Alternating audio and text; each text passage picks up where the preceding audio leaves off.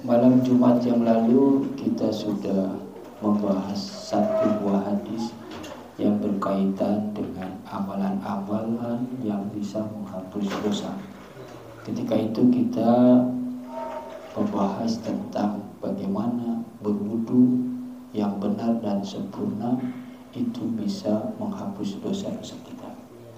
Maka sekarang kita masuk ke dalam hadis yang kedua, yaitu berkenaan dengan sholat. Bahwa sholat adalah satu amalan yang terdiri dari ucapan dan gerakan serta perbuatan yang diawali dengan takbiratul ihram Allahu Akbar dan diakhiri dengan salam. Itu adalah sholat. Sholat secara bahasa bahwa itu adalah merupakan doa. Jadi ketika sholat sesungguhnya adalah merupakan kumpulan-kumpulan doa. Bagaimana kemudian sholat yang khusyuk dan benar serta memenuhi syarat dan rukun sunnah-sunnahnya sudah kita lakukan, itu bisa menghapus dosa-dosa kita. Bahkan Rasulullah SAW itu memberikan sebuah perumpamaan tentang pentingnya sholat di dalam konteks kemudian bisa menghapus dosa-dosa kita. Hadirin dan hadirat yang berbahagia, Bismillahirrahmanirrahim. An Jabirin wa huwa ibnu Abdillah.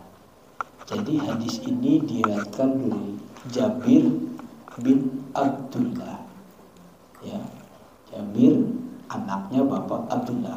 Qala, dia berkata, qala Rasulullah sallallahu alaihi wasallam, bahwa telah bersabda Rasulullah sallallahu alaihi wasallam, semoga Allah memberikan rahmat alaihi kepadanya wassalam dan juga keselamatan.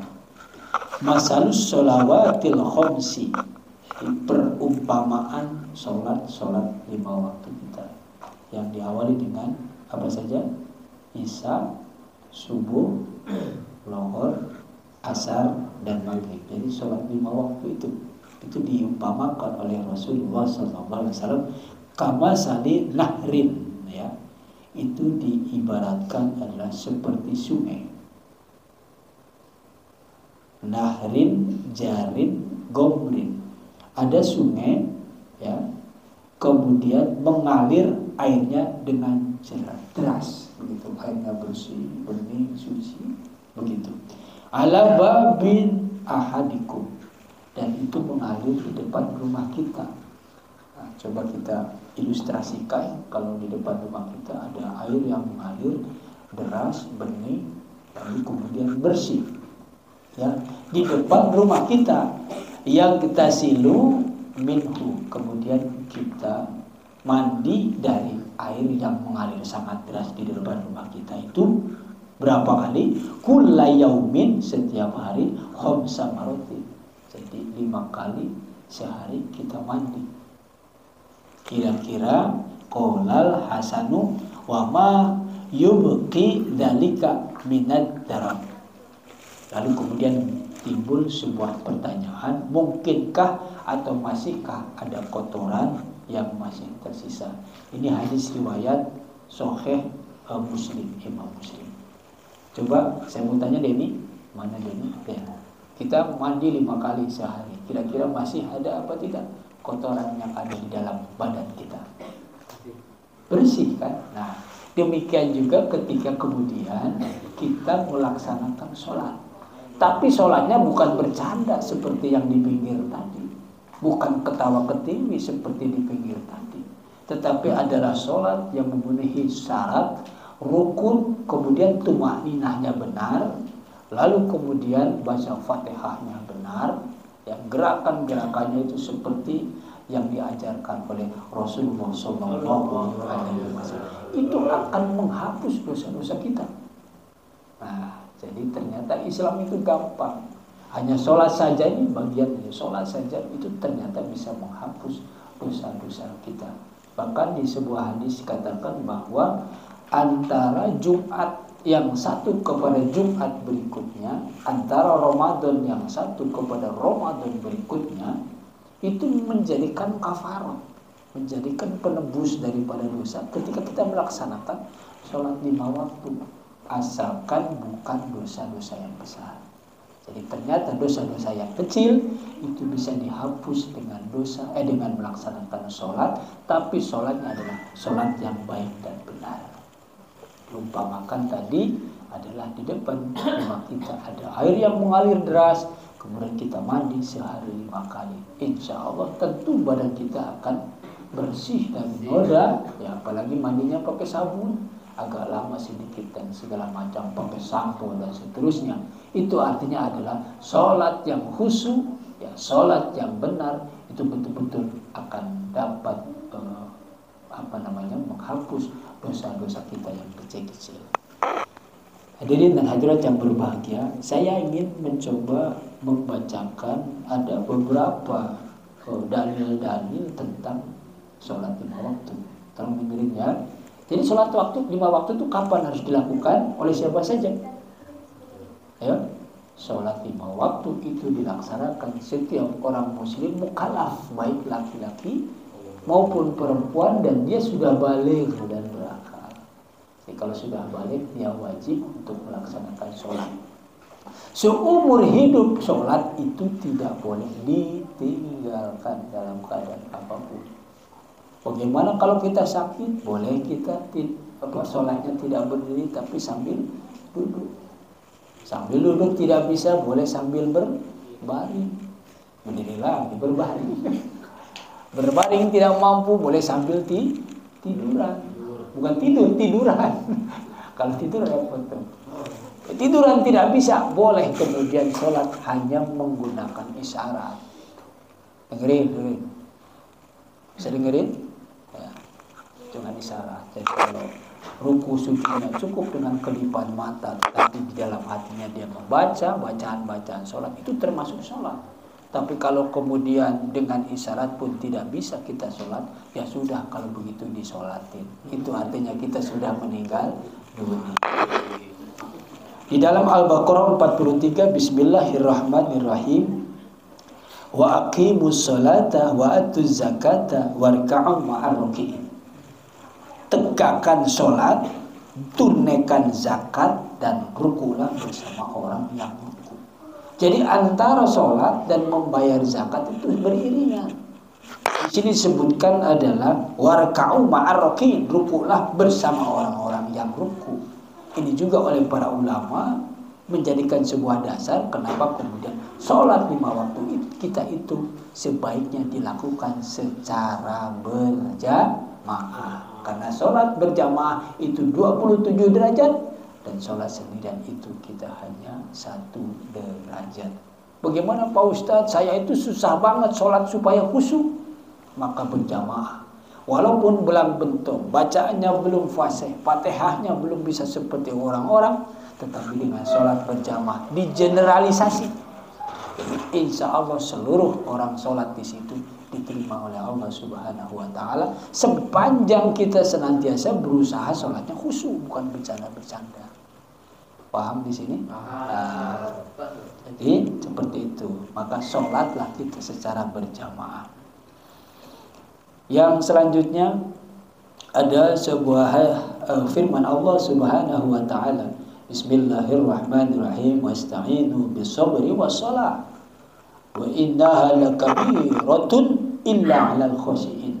Wasta'inu, dan mohonlah pertolongan kepada Allah, bis-sabri dengan sabar, was-shalah dan salat. Ternyata sabar dan juga sholat itu adalah merupakan sebuah senjata untuk kita memohon pertolongan Allah Subhanahu Wa Taala.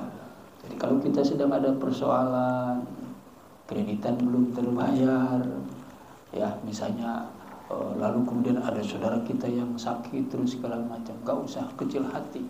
Kita mohon ampun kepada Allah Subhanahu Wa Taala dengan berwudu dan kemudian sholat. Ya, sholat sunat, sholat apa saja begitu. Kita kemudian berdoa kepada Allah Subhanahu Wa Taala dan bersabar atas cobaan yang diberikan kepada Allah. Itu insya Allah bukan merupakan sebuah azab, tetapi itu adalah merupakan sebuah ujian buat kita atau teguran buat kita orang beriman. Maka ketika kita menghadapi sabar dari setiap persoalan hidup, insya Allah kita akan ditinggikan derajatnya oleh Allah Subhanahu wa ta'ala. Selanjutnya, hafizu ala sholawati was sholatil wusta wa qumu lillahi qanitin. Ini disebutkan peliharalah ya, semua sholat yang fardu dan sholat wusta.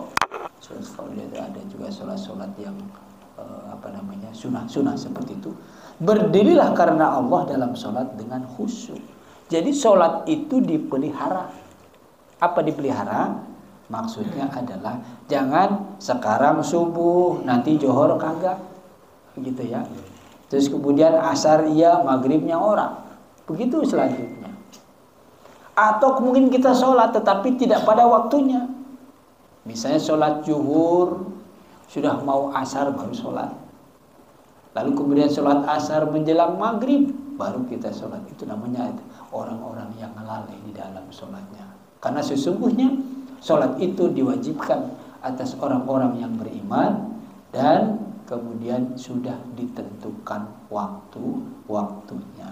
Jadi pelihara ya, Ilham, kamu sudah balik, sudah tidak boleh tinggal sholat lagi dalam keadaan apapun. Dan orang yang berani untuk meninggalkan sholat itu dosanya sangat besar.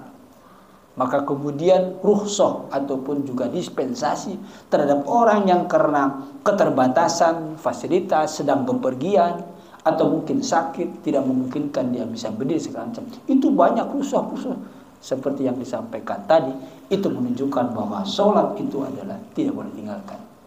Bukankah Rasulullah SAW telah bersabda, Bismillahirrahmanirrahim, as-salatu imaduddin, faman aqomaha faqad aqomadin, wa man tarokaha faqad hadamadin. Sholat itu adalah tiangnya agama. Dan siapa yang mendirikan sholat, sesungguhnya dia sedang menegakkan sendi-sendi agama. Tetapi siapa yang meninggalkan sholat, sesungguhnya dia sedang meruntuhkan sendi-sendi agama. Coba kita lihat dari konteks hadis ini. Seakan-akan bahwa runtuh dan tegaknya berdiri Islam itu bukan terhadap orang lain, bukan terhadap agama lain, tetapi adalah sangat bergantung kepada kita umat Islam.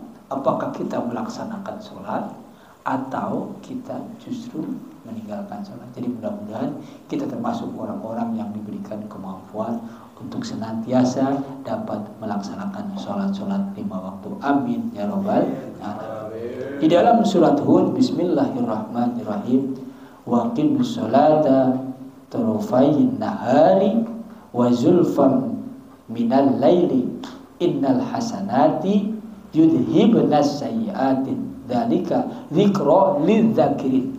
Dirikan sholat pada kedua ujung hari.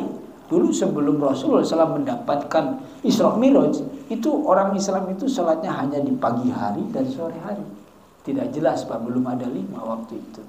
Jadi pada waktu dijelaskan di sini, yaitu pada waktu pagi saja dan petang saja. Itu seperti itu. Dan pada bagian-bagian malam, nah ada malam itu, sepertiga malam untuk sholat tahajud dan sebagainya. Sesungguhnya perbuatan-perbuatan baik menghapus kesalahan itu adalah peringatan bagi orang-orang yang senantiasa mengingat Allah Subhanahu wa ta'ala. Dilanjutkan di dalam aqimis sholata lidzuluqis syamsi ila ghasaqil laili wa qur'anal fajr inna qur'anal fajri kana mashhuda. Itu di Ali surah 78, aqimis sholata. Jadi bukan kerjakan sholat tapi tegakkan sholat. Aqim. Ya, jadi istiqomah seperti itu supaya tegak sholat. Tegakkan sholat lidzuluqis syamsi, sejak matahari tergelincir, ila ghasaqil lail, sampai dengan datangnya malam hari. Ya, tergelincir sampai gelapnya malam seperti itu. Dan kemudian wa qur'anal fajr, dan juga dirikan sholat subuh. Sholat subuh kapan waktunya? Pagi hari ketika kita bangun jam 4. 4:30 dan seterusnya sesuai dengan jadwal yang ditentukan. Inna Qur'an al-fajri di sini bukan berarti Quran, tapi sesungguhnya sholat subuh itu adalah karena masyhuda, disaksikan oleh para malaikat. Tadi malam Pak Haji Johan mengatakan bahwa sholat subuh dan sholat malam itu mengandung sesuatu hal yang luar biasa. Bahkan Rasulullah SAW mengatakan siapa yang melaksanakan sholat sunat 2 rakaat sebelum subuh itu sesungguhnya lebih baik daripada bumi seisinya. Man sholat sunat al-fajri, ya, man sholat sunat al-fajri khairum minat dunya wa ma fiha. Siapa yang melaksanakan sholat sunat 2 rakaat sebelum subuh, bukan subuhnya, qobliyah. Ada yang mengatakan sholat fajar dan seterusnya, itu adalah lebih baik daripada dunia seisinya. Artinya orang yang senantiasa tidak ketinggalan dalam hidupnya melaksanakan sholat sunat 2 rakaat sebelum subuh, itu adalah orang yang kaya, karena dia dapatkan lebih baik daripada dunia seisinya. Kesimpulan akhirnya adalah mudah-mudahan kita termasuk orang-orang yang senantiasa mampu untuk melaksanakan sholat 5 waktu, dan syukur-syukur kemudian kita ditambah dengan sholat-sholat yang lain. Jadi kalau sholat 5 waktu itu ibaratnya adalah makan nasi, ya kan? Tapi kemudian sholat-sholat sunat itu lauknya. Nah kalau makan sama nasi, nggak ada lainnya, nggak ada lalapnya, nggak ada sambalnya, nggak ada kerupuknya, kayak kurang bagus begitu ya. Jadi dengan senantiasa melaksanakan sholat 5 waktu yang fardu, kemudian juga sholat yang sunat, insya Allah seperti tadi disebutkan oleh Rasulullah SAW, kita termasuk orang-orang yang senantiasa untuk digugurkan dan dihapus dosa-dosanya yang kecil. Jadi kita itu hati seperti kaca, kaca itu akan berdebu, dan debu itu adalah dosa.